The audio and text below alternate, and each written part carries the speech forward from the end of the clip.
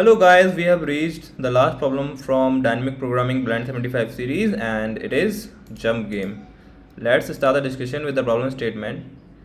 And problem statement is saying that we'll be given an integer array nums and initially we are positioned at the first index of the array and each element in the array represents the maximum jump length at that position, and we have to return true if we can reach the last index or false if we cannot do that. Okay, let's understand it in detail with the first example 23114.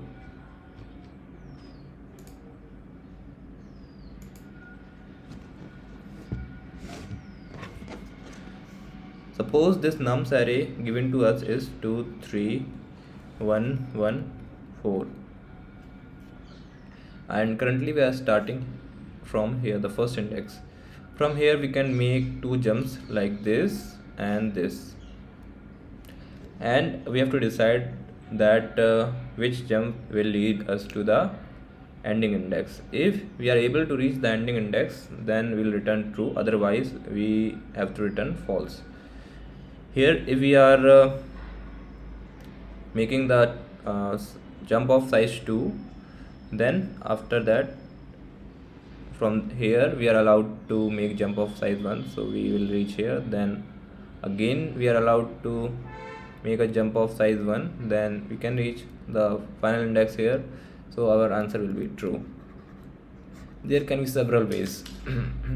Other way can be from here we can make a move of jump of length 2 and then 1.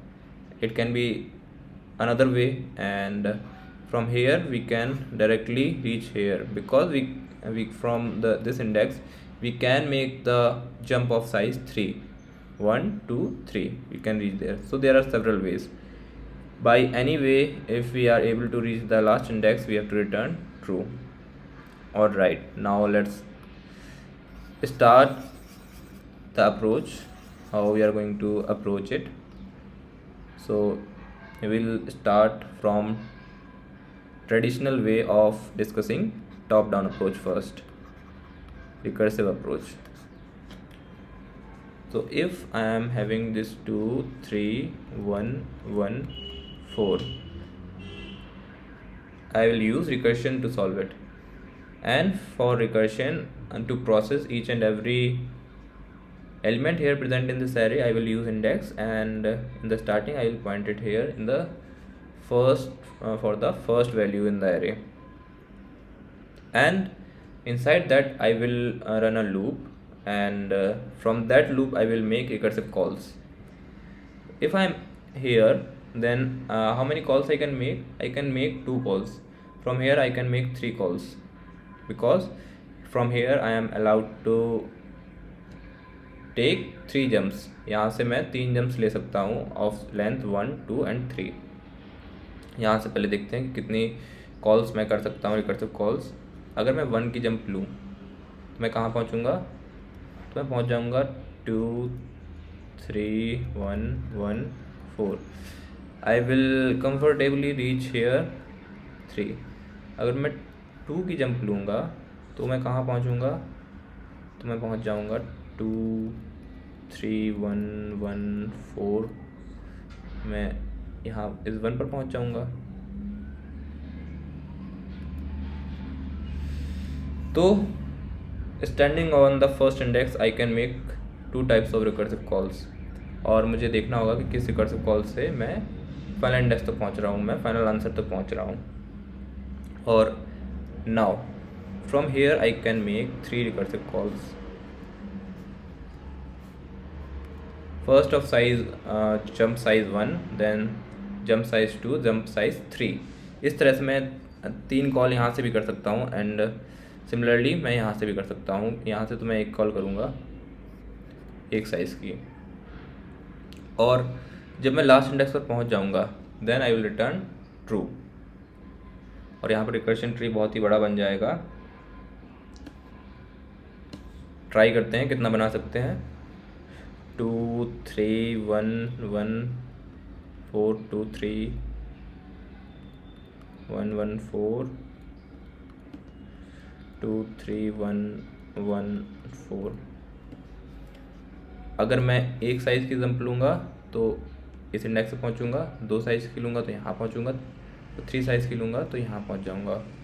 And when I am at the last index, my I variable is at the last index, then I know that I can reach the ending of the array and I will return true from here. This is my base case, and I will not make further calls. I will break here my for loop. I'm applying for loop now in recursive function for each jump. Now let's code side by side, and I will also explain while doing code. It will become more clear for you. और क्या यहाँ पर DP लग सकती है? Yes, लग सकती है, पर आप ध्यान दें तो ओवरलैपिंग सब प्रॉब्लम्स प्रेजेंट है यहाँ पर। ये देखिए और ये देखिए, दोनों जगह जो आई इंडेक्स है वो थर्ड एलिमेंट पे पॉइंट कर रहा है, तो ओवरलैपिंग सब प्रॉब्लम्स प्रेजेंट है यहाँ पर। यहाँ पर हम DP लगा सकते हैं, और DP कौन सा वाला DP डाटा स्ट्रक्चर यूज़ होगा? 1D DP table, because index ही है जो चेंज हो रहा है while doing recursive calls. All right, first I am making DP, और हमें इंडेक्सेस से डील करना है, तो अगर हम साइज़ लेंथ ले लेंगे गिवन एरे की तो हमारा काम चल जाएगा। अगर इस DP एरे का साइज़ हम गिवन वेक्टर की लेंथ के बराबर ले लें, कैसे निकालेंगे? nums dot size, all right, then length, और इनिशियली सारी वैल्यूज़ को -1 से सेट कर देंगे। देन रिटर्न सॉल्व नम्स, और इंडेक्स ही पास करना है हमें, स्टार्टिंग इंडेक्स 0 पास कर देंगे, and after that DP। All right, और recursive function solve int index vector int nums, then vector int DP। Reference ले लेते हैं दोनों चीज़ें। अब बेस केस लिखेंगे। What will be our base case? We have seen earlier that if this index reaches the last index of the given array, means nums dot size -1, then what we are going to return 1 means true। okay, और इस vector DP को हमने int type का लिया है क्योंकि here we are going to store 3 type of values, -1, 0 and 1, that we cannot do with bool type। -1 उसके लिए जो सब प्रॉब्लम्स अभी तक सॉल्व नहीं हुई हैं, 1 जिन सब प्रॉब्लम्स ने हमें आंसर अगर ट्रू दिया है, and 0 for that sub problems which has given us answer as false. Okay, तो DP index not is equals to -1, then it will return DP index,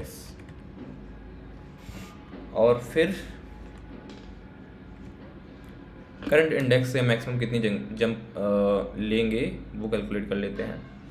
तो फॉर लूप लगाते हैं i equals to index +1।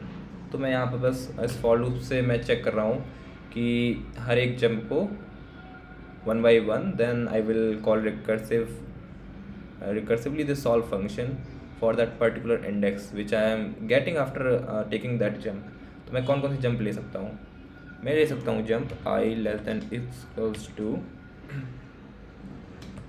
Minimum of जितनी भी इस पर value हो nums dot nd पे, ठीक है, उतनी जंप ले सकता हूँ। तो मैं किस इंडेक्स तक जा सकता हूँ? इंडेक्स प्लस जो भी वैल्यू है। मैं 0th इंडेक्स पे हूँ, मैं यहाँ पर nums इंड है 2, तो मैं 1 पर जा सकता हूँ, इंडेक्स पे 2 पे जा सकता हूँ।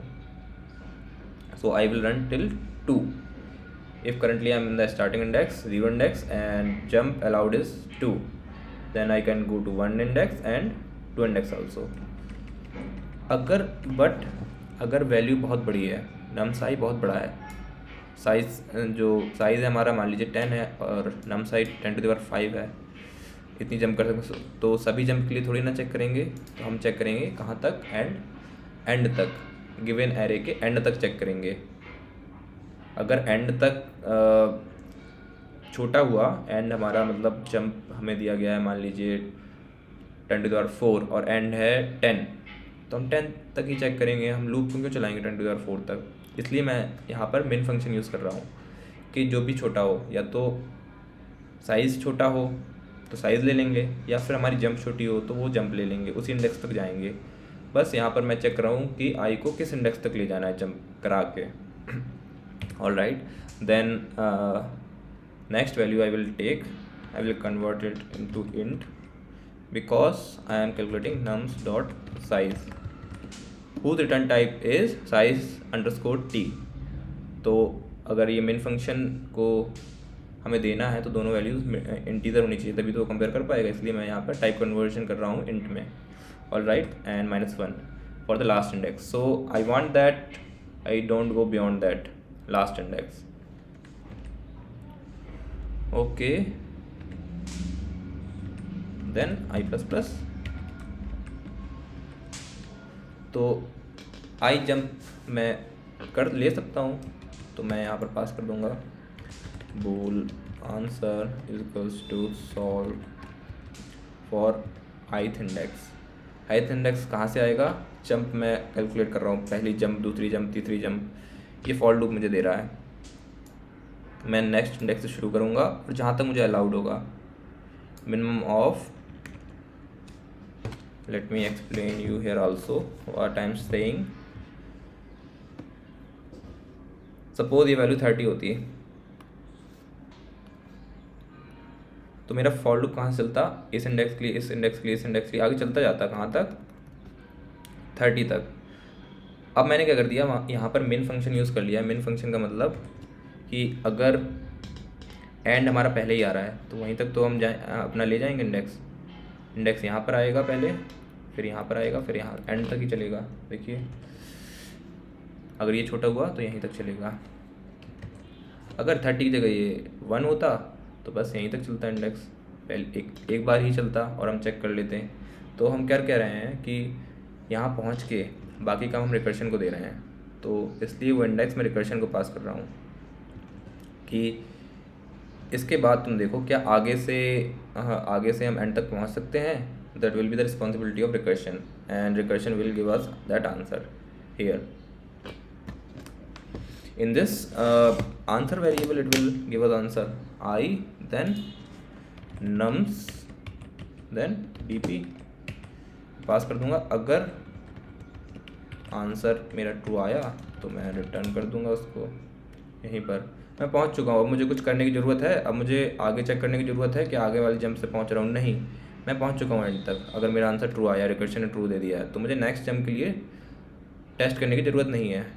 तो मैं यहीं से रिटर्न कर दूँगा index will be 1, that is true.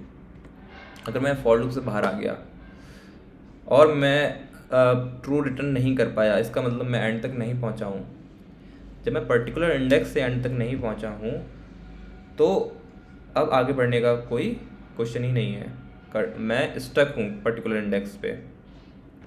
So I have to return false, dp of index as false. Okay, this is it. Now let's try to run it.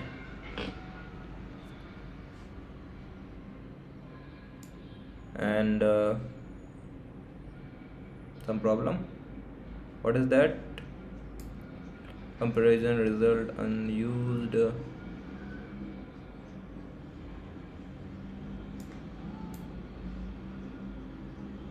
okay, not comma, semicolon।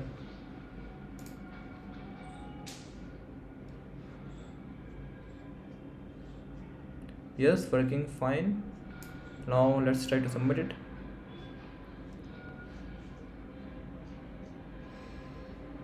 Code successfully accepted. चलिए, क्या आप dry run देखना चाहते हैं? चलिए dry run करके देखते हैं इसको एक एग्जांपल से।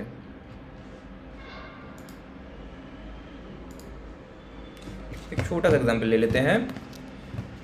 मान लीजिए नम्स एरे जो हमें गिवन है वो है 2 5 0 0। क्या हम एंड तक पहुंच जाएंगे? यस। एक आंसर मैं बता देता हूँ, मैं 1 की जंप लूँगा और यहाँ से मैं डायरेक्ट 2 की जंप लूँगा और मैं एंड पे पहुँच जाऊँगा। अब हमारा कोड इसको कैसे सॉल्व कर रहा है, देखिए यहाँ से मैंने 0 पास किया और नम्स और dp। ऑलराइट, तो फर्स्ट हमारा इंडेक्स जो है वो पहली वैल्यू पे है, तो मैंने रिकर्सिव कॉल करी फॉर लूप से। किसके लिए करी, मैंने यहाँ पर देखा कि छोटा क्या है, साइज़ छोटा है क्या, जंप लेने के बाद जो जहाँ मैं पहुँच रहा हूँ वो इंडेक्स छोटा है, तो जंप मैं कितनी ले सकता हूँ, 0th इंडेक्स से मैं जंप ले सकता हूँ 2 की, 2 इंडेक्स तक जा सकता हूँ। और आखिरी इंडेक्स क्या है हमारे गिवन एरे का, 0 1 2 3, वो 3 है, मिनिमम क्या है 2, तो मेरी फॉर लूप चलेगी 1 2 के लिए, पहली बार चली 1 के लिए, i इक्वल्स टू 0 + 1, तो मैंने रिकर्शन कॉल कर दिया 1 nums dp। रिकर्शन को क्या मिला प्रॉब्लम, उसे सॉल्व करना है 2 5 0 0 और उसके लिए इंडेक्स है यहाँ पर, ठीक है। अब रिकर्शन भी कॉल करेगा, फर्दर कॉल करेगा, वो क्या करेगा 1 की जंप लेके देखेगा, पहले 1 से शुरू करेगा ना। अब सिचुएशन क्या है कि करंटली हमारा इंडेक्स है 1 और जंप हम ले सकते हैं 5 की, तो 6 वैल्यू आ गई, ठीक है। एंड देन 6 इंडेक्स तक हम जंप ले सकते हैं, पर हमारा एरे का लास्ट इंडेक्स क्या है 0 1 2 3, वो 3 ही है। तो अब फॉर लूप चलेगी 1 2 3 के लिए, सॉरी 2 0 1 2 3 2 3 के लिए चलेगी, 1 पर तो हम ऑलरेडी खड़े हैं। ऑलराइट, तो 2 का मतलब इंडेक्स है ये वाला इंडेक्स, इस इंडेक्स के लिए, इस इंडेक्स के लिए। चलिए इस इंडेक्स के लिए कॉल करेंगे तो रिकर्शन भी कॉल करेगा और हमारा आई पहुंच जाएगा यहाँ पर। यहाँ से तो कहीं जा नहीं सकते हम, तो फॉर लूप से बाहर आ जाएंगे, यहाँ पर आएगा 0 एंड इंडेक्स क्या है हमारा 0 1 2, यहाँ पर है, यहाँ पर आ जाएगा 2 + 1 3 इस आई में, और यहाँ पर क्या है 0 छोटा है, तो ये फॉर लूप चलेगी नहीं और हम 0 रिटर्न कर देंगे यहाँ से। यहाँ से तो बात नहीं बनी। अब चलिए यहाँ से देखते हैं, पहले हमने 1 की जंप कर ली, सेकंड इंडेक्स पहुँच गए, थर्ड इंडेक्स पे पहुँच के देखते हैं, तो सिचुएशन हो जाएगी 2 5 0 0 आई हो गया, यहाँ पर आ गया आई लास्ट इंडेक्स पे। Then will hit base case here, base case हमारा क्या था कि अगर हम लास्ट इंडेक्स पे पहुँच जाएँ, index equals to last index of the given array, then will return 1 here, और हमें यहाँ से पाथ मिल गया तो हमने 1 रिटर्न कर दिया। 1 रिटर्न करते ही यहाँ पर आंसर में ट्रू आ जाएगा, अगर आंसर ट्रू होगा तो हम इस कॉल से रिटर्न कर देंगे, फॉर लूप से बाहर आ जाएंगे। तो अब हमें फर्दर कॉल्स नहीं करनी है, यहाँ कितना भी साइज़ हो तो एक तरीके से ऑप्टिमाइज़ हो चुका है। हम मान लीजिए साइज़ बड़ा होता और जंप भी बड़ी होती तो यहाँ पर हम फर्दर कॉल्स करते रहते, पर जब हमें पता चल गया है कि हम पहुँच चुके हैं तो हम यहाँ से फॉर लूप से रिटर्न कर जाएंगे, यहाँ पर आएंगे फाइनल मेल प्रॉब्लम पे, और यहाँ से भी हम ट्रू रिटर्न कर देंगे, तो इस तरह से हमारा फाइनल आंसर ट्रू आ जाएगा। ये तो थी टॉप डाउन रिकर्सिव अप्रोच। चलिए अब देखते हैं bottom up tabulation approach.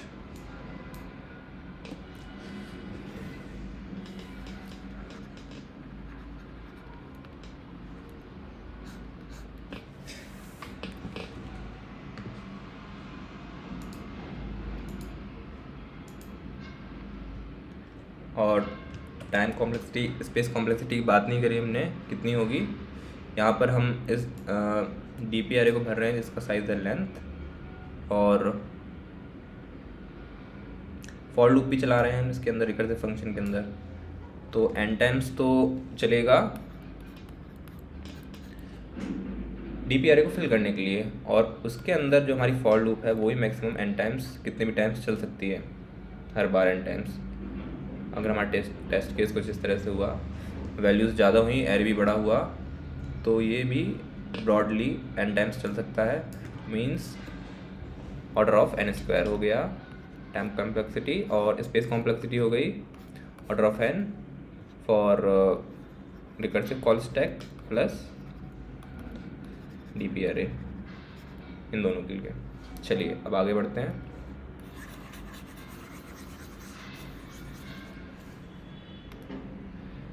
Tabulation में हम क्या करेंगे कि मान लेते हैं ये एग्जाम्पल ले लेते हैं, हम यहाँ पर खड़े हुए हैं already,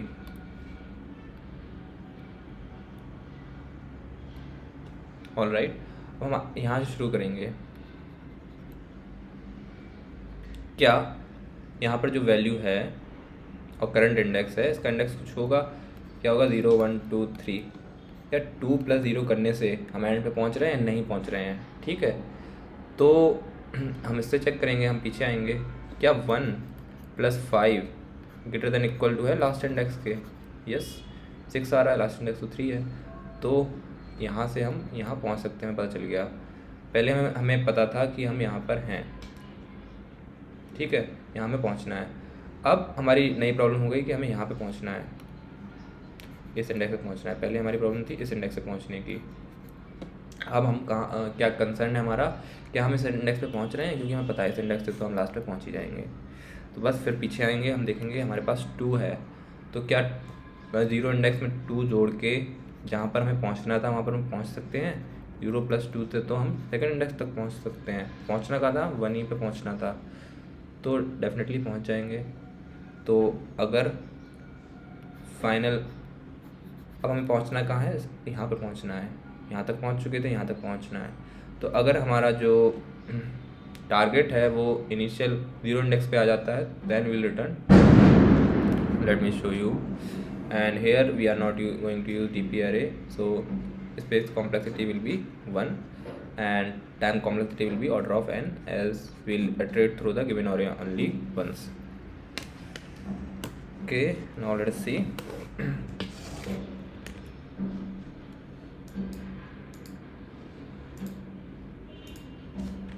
Int current target, that take it in short, current target CT, nums dot length -1. We have to reach there. So initially our target is we have to reach the final index. Okay, now let's run our for loop in reverse direction. I is equals to length is equals to nums dot size, और length -1 पर तो हमें पहुंचना ही है, length -2 से check करेंगे। Then I > 0, I -, if current index plus value of nums IND is > current target। अगर जहाँ पर हम खड़े हैं और जितनी हम जंप ले सकते हैं, जंप लेके करंट टारगेट से भी आगे निकल गए तो करंट टारगेट तक तो पहुँच ही सकते हैं। इसलिए इस केस में हमारा करंट टारगेट चेंज हो जाएगा। करंट टारगेट क्या हो जाएगा, आई, कि आई से तो हम एंड तक पहुँच रहे हैं। अब हमारा कंसर्न क्या है कि हमें नेक्स्ट टाइम आई तक पहुँचना है। Okay, if this current target becomes equals to 0, then we will return true. That's it. Have I missed anything? Nums index, okay, it will be I. Current target, if it becomes greater than equals to current target, yes, our new current target will be index I. All right, now let's try to run it.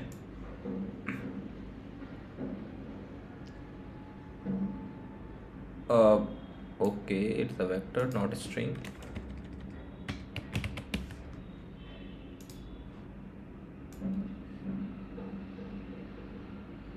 Working fine. Submitting it. Yes, got accepted. So this is the small code for this problem. It is pretty simple problem. I hope you understood the main concept here. If you are liking my channel, you can consider subscribing my channel. Take care. We'll meet in the next video.